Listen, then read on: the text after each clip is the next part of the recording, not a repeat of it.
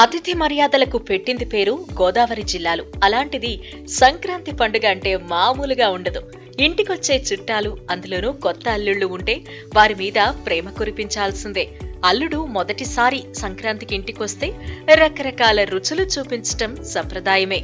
పశ్చిమ గోదావరి జిల్లా మొగల్తూరులో సంక్రాంతి పండుగకు అత్తవారింటికొచ్చిన కొత్త అల్లుడికి మామూలు భోజనం వడ్డించలేదండోయ్. ఏకంగా 225 రకాల వంటలు రుచి చూపించి అల్లుడికి జీవితంలో మర్చిపోలేని విధంగా అతిథి మర్యాదలు చేశారు.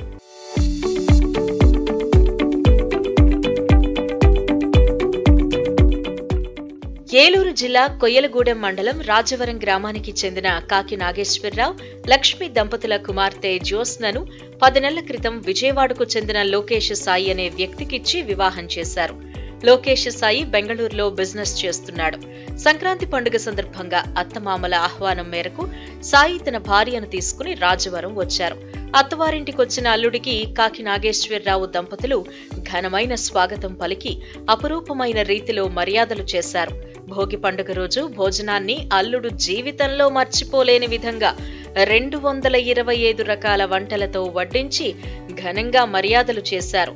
225 రకాల వంటలను చూసి అల్లుడు లోకేష్ సాయి ఆశ్చర్యానందాలకు లోనయ్యాడు.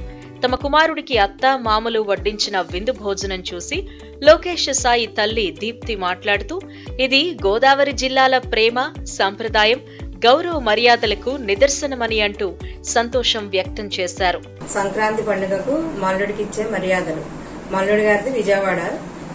వారు ఇవాళ ఆహ్వానించాము సంక్రాంతి పండుగకు. వారికి 225 రకాల పిండి వంటలు మేము చాలా మటుకు సొంతంగా చేశాము. అవి వారికి పెట్టడం జరిగింది. ఏమేమున్నాయండి అందులో వెరైటీలు?